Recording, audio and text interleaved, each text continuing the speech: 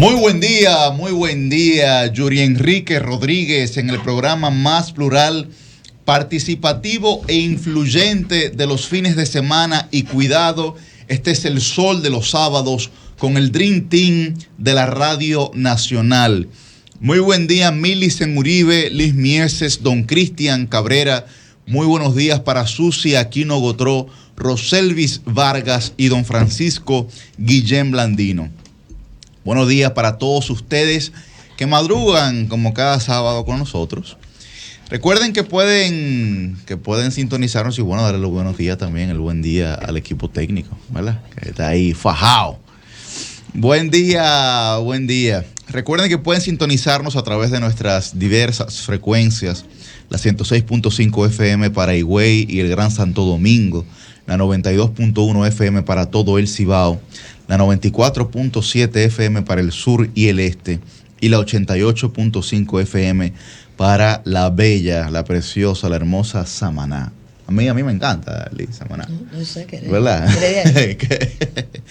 Recuerden también que pueden sintonizarnos a través de nuestro canal de YouTube, RCC Media, solfm.com, y como siempre estamos en vivo a través de Telefuturo, canal 23. Hoy es sábado 21 de octubre y bueno, es un programa cargado de noticias, pero antes vamos a darle la bienvenida a Liz Mieses.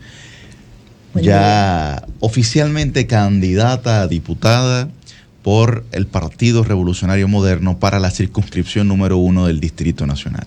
Muy buenos días, buen día a todas las personas que sintonizan con nosotros cada sábado por aquí en Sol de los Sábados. Buenos días a nuestro equipo técnico y a todas las personas que forman parte de este Dream Team de la radio. La verdad es que feliz, como todos los sábados, de madrugar con ustedes. Muy bueno, señores, hoy se llega a la cabina.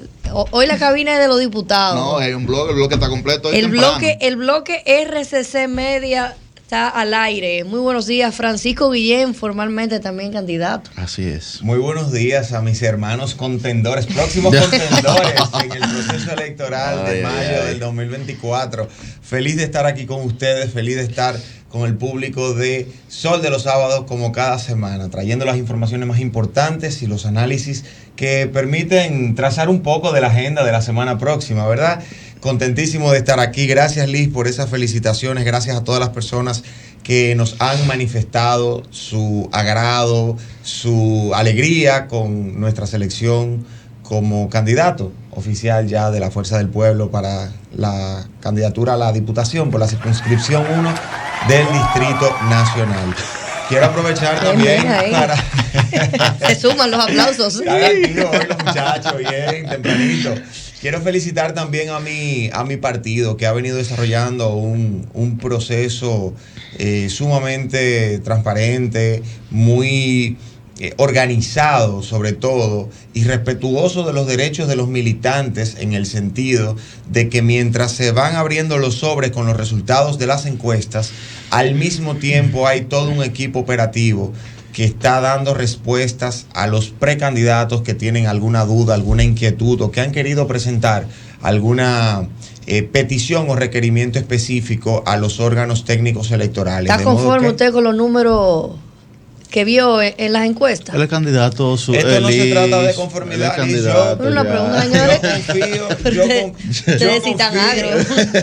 yo confío en la institucionalidad democrática dentro de mi partido, y creo que así como lo hizo el PRM, así como lo hizo el PLD, permítele ejercer confianza también. Siempre, claro que sí. Siempre las organizaciones políticas tienen que sortear situaciones que se dan. Y ya no es un tema de conformidad o inconformidad, es un tema de que tenemos dos procesos electorales de frente, tema de realidad, a la vuelta de la esquina, y el partido tiene que llegar con la mayor unidad posible. Y saben algo, señores, yo voy a aprovechar esas felicitaciones de ustedes para felicitar a una persona, empezando el programa, que hace vida diaria en esta cabina y tuvo un desempeño extraordinario en el proceso. Quiero felicitar a don Pedro Jiménez, quien fue el precandidato con mayor reconocimiento e intención de voto en la circunscripción 2 del Distrito Nacional por la Fuerza del Pueblo, porque supo con inteligencia, con estrategia y con mucha disciplina, combinar el trabajo de los medios de comunicación con el trabajo al interno del partido y con el trabajo de campo en el territorio. Felicidades a mi hermano Pedro, le auguro mucho éxito en el proceso electoral que viene por delante y le felicito porque usted dio ejemplo de cómo se hace trabajo político teniendo aún un micrófono en la mano. No, Pedro muy duro, Pedro. Tú sabes, muy duro. Yo le decía a una gente de mi partido, oye, que tiene que ver con el comité, o sea, el encabezado que manejaron el tema de la encuesta. Comisión, sí. Oye, saquen ese encuesta y apaguen un celular y váyanse de viaje. Y lleguen en una semana después porque hay problemas. Buen día, don Cristian. No, espera, pongamos una fanfarria. Bueno. Sí, hay una fanfarria ahí. ¿Tú crees que fue cualquier gente que va a empezar? No, claro. El embajador. El canciller del hay una pueblo. fanfarria ahí. Una fanfarria ahí con los tambores ahí. Una entrada fulminante. Tú sabes cuando donan aquí en los maratones, que siempre ponen una fanfarria. El teletón, porque estamos en el teletón. Sí. Oye, ¿cómo llegó? ¿La tiene? ¿No la tiene? ¿No la tiene? Es esto? Vamos a ver. Señores, con nosotros está el día de hoy don Cristian Cabrera, el canciller del Sol de los Sábados, que en lo que va de año ha hecho más viajes que lo que nosotros hemos hecho en nuestra vida.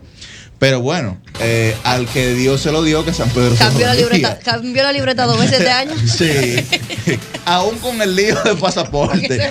Lo mejor de Cristian es que aún estando fuera, parecería que está aquí sentadito al lado de nosotros siempre durante toda la semana, porque no le pierde pie ni pisada a nada de lo que está ocurriendo en la República Dominicana. Buen día, don Cristian. Saludos, compañeros. Yo estoy aquí agarrado de una gripe, pero listo para acompañarles este sábado. Sobre todo, informarles y acompañarles. Yo no sabía que usted iba a venir con este show. Oiga, que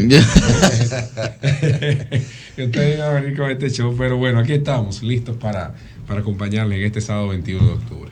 Bueno, señores, varios temas. El primero que quiero resaltar es que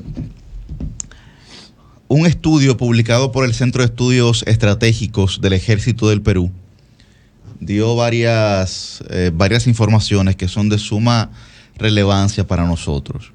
Lo primero es que señala que las bandas haitianas utilizan a República Dominicana para depositar dinero. Utilizan a República Dominicana para depositar dinero. Y la Organización de Naciones Unidas, la ONU, por su lado, entonces ha hecho el siguiente planteamiento y resalta que las armas de Haití proceden no solo de los Estados Unidos, como ya era bien sabido, sino también de la República Dominicana. Y digamos que se ha generado un tráfico de armas y un tráfico de drogas pues bastante amplio, mucho más de lo que anteriormente existía o había. Yo creo que la situación de Haití pasa por muchas cosas, no solamente pasa por el rol que debe de desempeñar el gobierno, la administración pública, el Estado, pasa también por la gestión que deben de tener muchos actores privados que en cierta medida son privilegiados o son beneficiados más bien por este tipo de actuaciones. Yo creo que a todo el que pueda, que profundice y que lea esto que sale en el periódico Hoy sobre lo que significa que Haití sea, digamos, la principal preocupación política y de seguridad de nuestro país, pero que también haya algún tipo de beneficio para ciertos actores que desdicen lo que la República Dominicana plantea ante la comunidad internacional. Bueno, yo no sé si ustedes vieron esta semana, vinculado a eso indirectamente, el informe que se presentó en Naciones Unidas sobre quiénes están financiando las bandas. Sí. Y ahí se señala figuras, por ejemplo, bueno, como Martelly, el expresidente Martelly, como Yurila Tur y Profan Víctor, como acusados de promover esos organismos terroristas, porque aunque aquí se ha hablado mucho de bandas, pero la calificación o el modelo de formación que tienen es de terrorismo. Y eso, indiscutiblemente, debe tener un peso, debe tener una consecuencia. Ahora, la información ya está en manos de las personas que se supone deben tenerla, sí que se supone toman acciones frente a cualquiera de estos eventos. ¿Qué se espera para que eso tenga una reacción? Porque en todo este contexto es indiscutible que se supone que ya a esta altura del camino el nudo que existía respecto al tema del envío de tropas armadas encabezadas por Kenia, esa misión ya iba a estar resuelta. Pero bueno, ahora en Kenia hay una situación con un tribunal que ha dictado todo lo contrario. Entonces, no hay otra salida, al menos temporal, para que eso pueda proceder. Ya se liberaron los fondos que recibiría Kenia y con esto no se podría, a partir de allí, rehacer el modelo de operaciones de esa misión. Bueno, todos esos elementos hay que tomarlos en consideración, pero mientras tanto cada vez sale más pus de estos que en Haití se va escenificando y que indiscutiblemente tiene consecuencias para República Dominicana por el espacio, por el hábitat donde se desarrolla. Bueno, otro tema, señores, es, y vamos a tener el día de hoy una doctora invitada, una pediatra infectóloga, para hablar en representación de la Sociedad Dominicana de Pediatría, pero es el tema del dengue.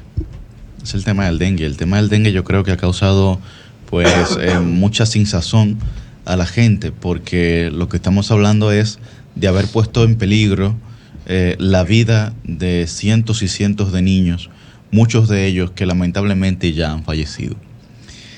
Yo hacía un comentario en mi cuenta de Twitter durante la semana y decía que, y esto lo agrego, me parece una burla, que la asignación en el presupuesto nacional del año 2024, que se refiere a estrategia de comunicación, a prensa gubernamental y a publicidad, tienen una partida presupuestaria, señores, mayores a la de 9 ministerios, juntos. Y no han podido hacer ni una sola campañita de prevención para el tema del dengue. Y a mí me sorprende que la estrategia que en principio se intentó utilizar, que luego la desmontaron, pero que se ha intentado utilizar, que la estrategia oficialista haya sido justificar las muertes actuales con las muertes pasadas. Con las muertes pasadas. Para mí es sorprendente la incapacidad que muchas veces tiene esta gestión de asumir la responsabilidad de su propia administración. A mí me sorprende, porque la indiferencia no puede ser tan grande. Mire, la mayor discapacidad que puede tener un ser humano no es la ausencia de vista, la sordera, la mudez. No es ni siquiera que le haga falta una parte de su cuerpo. La mayor incapacidad que puede tener un ser humano es la indiferencia. Y la indiferencia con la muerte de niños que son inclusive hijos de médicos, que estaban diagnosticados con el dengue, pero por la ausencia de cama en los hospitales fallecieron. No puede ser tan aberrante de inclusive intentar negar la realidad. Y por el contrario, entonces dedicarse a decir, no, nosotros tenemos solamente 100 muertos, hace 10 años habían 115. Pero por Dios, ¿cuál es la lógica detrás de esa explicación? ¿Que valen 115 muertes más que 110? Bueno, yo no quisiera tener ninguna. Es verdad que ahora se tomó de emergencia la convocatoria a un gabinete para este tema, pero hace mucho que se venía advirtiendo. De hecho, ayer me reuní con el doctor Enriquillo Mato, expresidente del Colegio Médico Dominicano, y él me decía, Yuri, yo tengo desde abril advirtiendo que la conjunción que se iba a dar entre las tantas lluvias de abril y mayo con el calor del verano, era un menjurje perfecto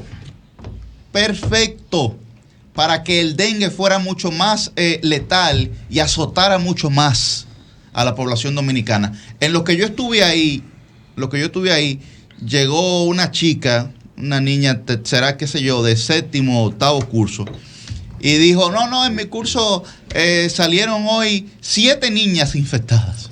7 niñas con fiebre salieron del curso porque tenían dengue. Entonces, la situación es alarmante. La situación es bastante alarmante y era previsible, pero no se hizo, ni se ha hecho. Entonces, por lo menos ante la ciudadanía hay que asumir la responsabilidad, que eso, mire, no se le va a caer un brazo por eso a nadie. A nadie. Pero si se le hablara al menos con un poco de sinceridad a la gente. Además yo creo, se van a perder par de puntos en la encuesta. Bueno, pero yo creo que la reacción de la propia ciudadanía fuera mucho más condescendiente. Pero ni una cosa ni la otra. Buenos días para Roselvis Vargas. Bueno, señores, ya estamos nosotros, ¿verdad?, al pie del cañón. Yo venía corriendo porque de verdad que quería tener un poquito de participación en el tema de las informaciones oficiales que salieron esta semana sobre Haití. Pena que, bueno, ya pasaron del tema, pero lo que señalaba Yuri sobre la investigación de Perú y lo que se dio a conocer sobre la exposición de la comisión de expertos que tuvo el descenso en Haití, de verdad que arroja datos preocupantes. Buenos días, Millicent. Buen día, Roselvis Vargas. Buen día, pueblo dominicano. Me uno de manera inmediata a la agenda temática, que es lo que corresponde. Sí, muchísimas informaciones. En el caso del tema que Yuri está introduciendo, que es el dengue, yo justamente me voy a referir a ese tema en mi comentario. Pero yo creo que es un tema que sirve para recordarnos cómo la agenda de la salud aquí en el país tiene y debe ser una prioridad. Y no lo es desde el punto de vista de la inversión, no lo es. Aquí en República Dominicana, para que ustedes tengan el dato, en promedio, los últimos gobiernos se han invertido un 2% del PIB, cuando la recomendación que hace la Organización Mundial de la Salud es que se invierta mínimo un 6%. Y tú tienes países de la región que invierten, exactamente, invierten un 8%. Y aquí no llegamos al 2%, pero cuando tú analizas cómo se invierte ese 2%, ahí también hay algunos datos que de verdad son desalentadores. En varios encuentros que hemos tenido, en el caso del grupo de Medios Corripio con el presidente Luis Abinader, le hemos reclamado ese tema. Él se ha comprometido y él dice que definitivamente en caso de ser ganador de un proceso electoral que implica una reelección, él va a priorizar ese tema. Pero ¿cuál es el problema? ¿Qué pasó, Guillén? ¿Qué pasó, Guillén? No, el café que está muy caliente. Sigue, adelante, tranquila. Le encanta hacer eso. El tema es que para mí es una emergencia que no amerita que se espere 1 año, 2 años. O sea, para mí el tema de la salud debe ser una prioridad desde ya. Y yo he visto que a veces las autoridades se concentran mucho en el éxito que tuvieron en el manejo de la pandemia del COVID. Y 3 años después de una gestión, yo creo que es momento de ir actualizando los discursos, de ir haciéndole F5 y un poco responder de manera correcta los desafíos. Sí, Liz, tú me disculpas, pero que se han quedado, sí, porque que se han quedado en el pasado. Y cualquier crítica que tú haces en el tema sanitario, la respuesta es no, porque este gobierno, mira que manejamos correctamente el COVID perfectamente. O sea, el mundo lo reconoció, aquí en el país se le reconoció, pero hay otros temas que hay que avanzar y el dengue es uno de ellos. O sea, pudiera ser el COVID una muestra perfecta de que se necesita recursos, porque el COVID no se trató con el 2%. No, hubo que buscar recursos extraordinarios. Para el COVID se utilizó muchísimo dinero, por mucho más lejos de ese 2% que se plantea incluso en la ley. De igual manera, Milicen, con respecto a ese tema de la inversión presupuestaria en materia de salud, hay que decir que mientras el gasto de capital de un presupuesto tan alto ronde un 2%, no podemos hablar de la construcción de instalaciones hospitalarias, del remozamiento adecuado, de la adquisición de equipos, de la preparación de nuestros médicos y de nuestros técnicos en el área de salud. Yo creo que nosotros tenemos que sentarnos como sociedad a ver cómo la readecuación del presupuesto presupuesto, que no debe solamente ser un documento que emane a la obra y gracia del Poder Ejecutivo y que el Congreso lo pase sin pena ni gloria como un trámite formal más, nosotros vamos a empezar a priorizar los temas que verdaderamente le importan a la República Dominicana y los que necesitamos, porque no solamente se está gastando un 2% en capital en el presupuesto, según lo consignado en los últimos 3 presupuestos, sino también que se está pagando una gran cantidad de dinero en intereses de préstamos que hoy todavía no sabemos dónde están. Pero no me quiero salir del tema del dengue. Quiero mantenerme ahí, porque a propósito de la información que daba Yuri, hay otros datos que es importante revelar. Por ejemplo, la prevalencia, la mortalidad del dengue, la tasa de mortalidad, de letalidad del dengue en América Latina es de un 0,04%. Ya en la República Dominicana esa tasa de letalidad ha aumentado, se ha duplicado prácticamente a un 0,08%. ¿Por qué en la República Dominicana se duplica la tasa de letalidad con respecto al dengue? ¿Se trata de un tema de respuesta? ¿Se trata de un tema de la composición geológica dominicana? O sea, ¿cuál es la situación por la que nosotros estamos por encima incluso de países que también tienen características del trópico, están ubicados en el trópico y que posiblemente tienen menos posibilidad que nosotros por la amplitud de su territorio de combatir este tipo de enfermedades?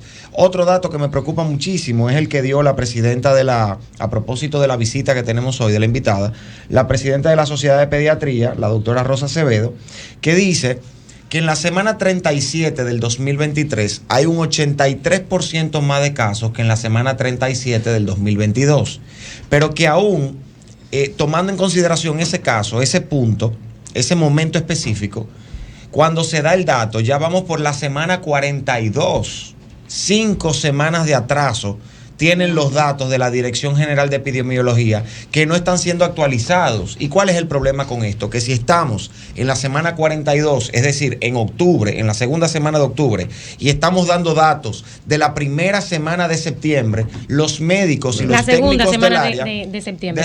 La semana 37 llega hasta la mitad de septiembre. Bueno, hay 5 semanas de atraso en los datos publicados en los boletines de la Dirección General de Epidemiología. ¿Qué problema crea esto para el sistema sanitario dominicano? Que los médicos y técnicos están trabajando con datos desactualizados. Y en materia de dengue, por ejemplo, donde hay que ir midiendo la prevalencia de manera muy constante, no se tienen la actualización de los datos que necesita el sector médico. Y así usted ve que la cama de los hospitales... Ahí mismo en el tema de datos, antes de pasar a la cama de los hospitales, el hecho de que reporteras que son especializadas en esa fuente se estuvieron quejando durante la semana de que iban a los hospitales a buscar información y no se lo daban, existiendo la posibilidad de una línea de no dar las cifras reales. Claro. Entonces, eso desde el punto de vista del manejo de la información, yo que soy periodista lo sufro mucho. O sea, eso es un desacierto, porque además de lo que tú dices, de cómo los datos actualizados deben ser la base de las políticas públicas, también desde el punto de vista de lo que implica la prevención, de tú como medio de comunicación jugar tu rol de informar a la sociedad. ¿Cómo tú lo haces si tú como medio vas a publicar con unos datos desactualizados? Por supuesto, y cierro diciendo, bueno, la cama de los hospitales y las clínicas están llenas de pacientes, sobre todo de infantes, niños y niñas que están siendo afectados por este virus del dengue, y la verdad es que se ha sentido mucho oscurantismo por parte de la sociedad en el manejo, en la publicidad de la información al respecto. Ya se ha dicho que hay un subregistro de muertes, yo no he querido llegar hasta ahí, lo han dicho otras voces. Se habló también cuando el COVID, yo creo que la especulación en este tipo de casos nunca va a ser saludable ni responsable. Ahora sí, me sorprende que el gobierno, a pesar de haber salido de manera tarde a crear esta concientización y esta divulgación de información sobre la prevención del dengue, no se ha referido a la posibilidad de inocular, de colocar vacunas que ya existen contra el dengue, sobre todo a la población infante de la República Dominicana. Y este fue un llamado que hizo también el doctor Leonel Fernández. ¿Por qué el gobierno no ha dado el paso para que la población entienda y conozca que ya hay vacunas contra el dengue y que estén disponibles para, sobre todo, los niños y niñas que están siendo los más afectados por esta situación? Francisco, hay un tema ahí. Esta semana, por ejemplo, se conocía sobre la muerte de un niño de 8 años. Y a partir de eso uno decía, bueno, pero ¿por qué ese dato no aparece en la cifra de las autoridades? No se comunica ni siquiera de forma oral mientras sale el informe final. Bueno, días después, a pesar de que el acta de defunción, a pesar de que su padre médico y los doctores que la atienden dicen que murió de dengue, bueno, el ministro de Salud dice, no es dengue la razón por la que muere. Uno se pregunta, si así es el rigor para el resto de los datos tratados, ¿no genera eso un cuestionamiento a lo que la autoridad plantea como información oficial? Evidentemente que sí. Entonces, realmente ese caso está delicado, Cristian, porque el ministro decía que las pruebas que se le habían hecho no daban dengue. Pero, aunque ciertamente, por ejemplo, Listín Diario, que fue uno de los que refirió que había tenido acceso al acta de defunción, decía que había constatado que decía que había sido por dengue. Pero los mismos doctores han explicado que hay pruebas que no arrojan necesariamente positividad al dengue, correcto, pero que tiene todo pero el tiene esquema todos los indicios de dengue, claro, el cuadro médico que es dengue. Con el COVID en muchos eso iba a casos. decir que con el COVID pasó así. A veces por falta de acceso a las pruebas, recuerden que tuvimos un momento en que el sistema sanitario estuvo muy congestionado. Lo que hacían los doctores es que, de acuerdo a los síntomas que tenían, te diagnosticaban Ahora positivo. la doctora puede explicar en algunos minutos que contactaremos con ella ese tema, pero yo he escuchado a médicos decir, por ejemplo, que hay pruebas ordinarias que son las cubiertas por los seguros, que en la mayoría de los casos, si no se hace en una etapa temprana, o sea, como si no se hace en el momento exacto del proceso de enfermedad que vive cualquier paciente, niño o adulto, puede arrojar negativo, pero que hay un tipo de prueba que no la cubre el seguro, que es más costosa, que es un poco más compleja, que esa desde el momento A hasta el momento B a uno se tenga síntomas, puede detectar y puede arrojar. Hay que ver si el Estado está utilizando algunas de estas pruebas un poco más avanzadas para detectar si una persona tiene o no el dengue. Definitivamente a mí me ha llamado mucho la atención el manejo de las autoridades en este tema del dengue en esta oportunidad. ¿Por qué? Porque asimismo, como Millicent señalaba, las periodistas especializadas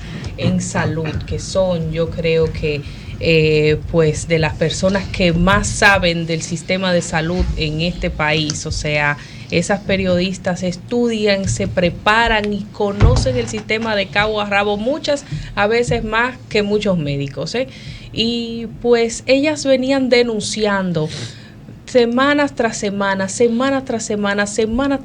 la situación que había en los hospitales públicos, tanto así que hubo varios comentarios que yo hice aquí, que donde varias semanas yo me refería a los reportajes que hacían muchas de esas periodistas, en especial nuestra colega Doris Pantaleón del Listín Diario, que hace un excelente trabajo. Entonces, si la prensa está reportando lo que existe, o sea, se supone que deben tener las autoridades el control de lo que pasa en su área de trabajo, y encima de eso, aparte de ellos deber conocer lo que está aconteciendo, la prensa se lo está reportando. ¿Por qué tardarse tanto para dar una respuesta? ¿Por qué esperar tantas muertes? ¿Por qué esperar esta situación?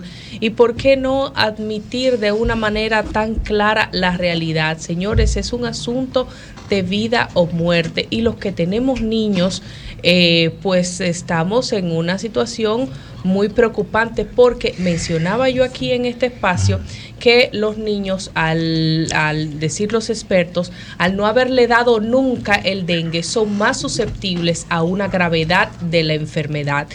En el Ministerio de Salud Pública lo que se acostumbra es que, como se supone que ya se sabe cuáles son los periodos del año donde hay picos del dengue, desde que se aproxima esa etapa, esas fechas, se van haciendo los operativos de fumigación, de descacharrización, de limpieza y sobre todo de información a la población. Solo había que seguir los planes que todos los años se hacen a través del Ministerio de Salud Pública. No había que descubrir el agua con azúcar, ni nada nuevo, ni hacer ninguna cosa diferente. Entonces, ahora ha salido un plan. Qué bueno que ha salido, qué malo que ha salido tan tarde y después de tantas muertes, pero vamos ahora a escuchar de voz de nuestra invitada muchas más orientaciones importantes sobre este tema.